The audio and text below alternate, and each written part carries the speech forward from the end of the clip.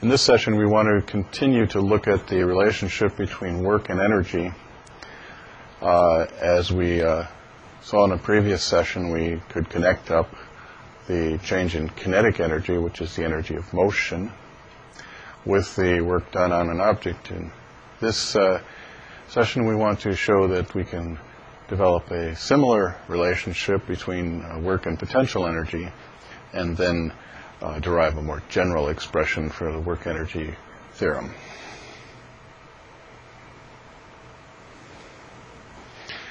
So this session is titled the Work Energy Theorem and Potential Energy, and let's launch into this.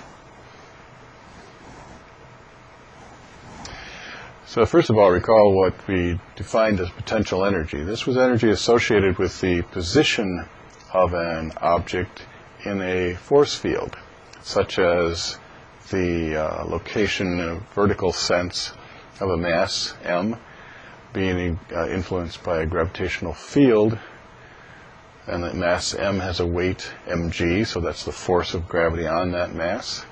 And if that mass changes its position from one location vertically to another location, then the potential energy has changed from the value of the original location of mgy0 and to a final value of mgy at the new location.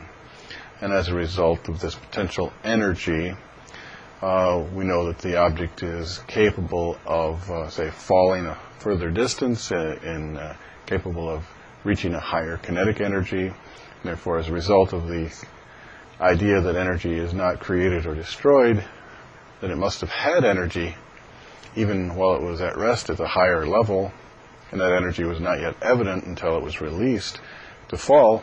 Therefore, we called that energy potential energy. And we listed a couple of different forms of potential energy that we were going to be using throughout the course, one being gravitational potential energy, where the potential energy is a result of the force of gravity acting on an object, and a spring potential energy, where the potential energy was a result of the spring force, Hooke's law kx, acting on an object that the spring was exerting its force upon. We defined the potential energy as the symbol capital U, and of course, as usual for energy, it has the units of joules. We saw also in a previous session that the work energy, there was a relationship between kinetic energy and work, which was shown to be the change in kinetic energy. K with no subscript is the final kinetic energy, and K with the subscript 0 is the initial kinetic energy. And so the difference in kinetic energy for an object is the result of work being done on that object, either work being done to speed it up or perhaps work being done to slow it down, such as friction acting on the object. And so the change in kinetic energy is attributed to the work done on that object. Again, recall that this is a situation where we are looking at who is doing the work, and that is who is exerting the force or influence. That is the agent, as the person that is performing the work, and then who is the work being done upon. So that is the object whose kinetic energy is changing. Remember that the definition of kinetic energy in general was 1/2 mv squared, so we could also write this work energy theorem in a form using velocity and mass as shown here. Well, in a similar manner, this particular derivation was restricted to objects which are moving without changing their elevation, so just moving in a straight line at the same relative elevation, and therefore there's no change in potential energy to be considered in this case, just simply a change in velocity which resulted in a change in kinetic energy. Let's look at a situation in which we have a change in vertical position and therefore a resulting change in potential energy. So this is the scenario. We've got a book on a table. As a result of the book being on the table, we know that the table being above the floor and the floor being our reference level where we will measure all potential energies relative to that, so the floor is 0. So the potential energy of the book on a table of height y0 is given by mg, the weight of the book, m times g, times the height. If then we take that book and we place it slowly onto a higher shelf on a bookshelf to a height y, then we see that the potential energy has increased to mgy, where y is bigger than y0. Therefore, the potential energy has actually changed. We have a potential energy difference. The new value minus the old value. Now recall that I said that this process was accomplished by you taking the book and slowly raising it up to this higher level. So someone had to do work in order for this to happen. And let's manipulate this final equation a little bit to show who that is. So we have this equation previously where the change in potential energy was mgy minus mgy0. We can factor out the common factor of mg and collect the difference in height, y minus y0, in parentheses. Notice that mg is just the force of gravity on the mass m, and the change in y is now replaced by just delta y, and that's a force times a distance, which is the definition of our quantity work. So we see that the change in potential energy was accomplished by work done on the book. The book's initial velocity was 0 at the table.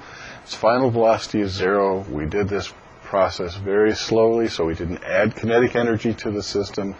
So the only thing that changed during this transformation was the object's potential energy. And we see that in order for this to happen, work had to be done. You, the agent of the force, you are overcoming the force of gravity, lifting the book up slowly, exerting the force on that book of mg, opposite to the direction of gravity, and you do that work over a distance delta y, and you impart that energy to the book in the form of increased potential energy.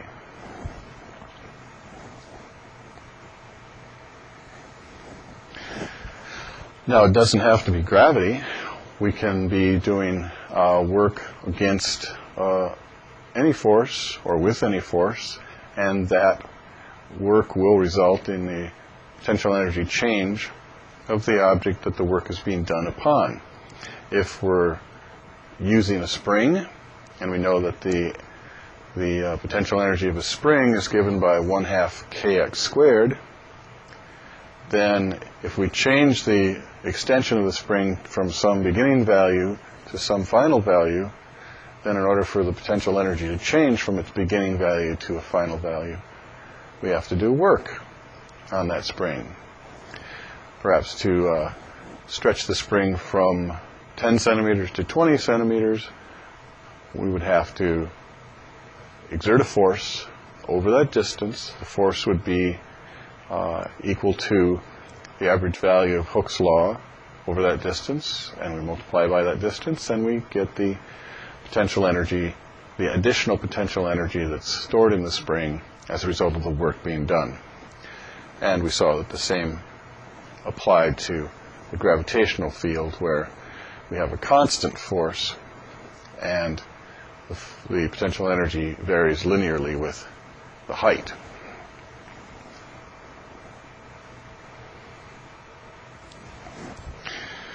So in general, then, we've developed two relationships here that we want to sort of combine together to have a general work-energy theorem. We found before that work was related to the change in kinetic energy, and that involves situations where there was no change in position or height in the gravitational field. So all we had to consider ourselves with was changes in velocity. We just looked and saw an example of changes in potential energy relating to work, where there was no changes in velocity of the object that was being moved from one position to another in the gravitational field.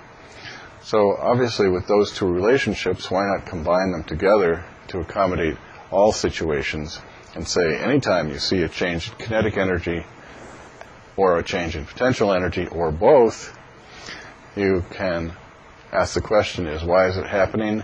Because there's work that has been done by an outside agent on the object that we're looking at.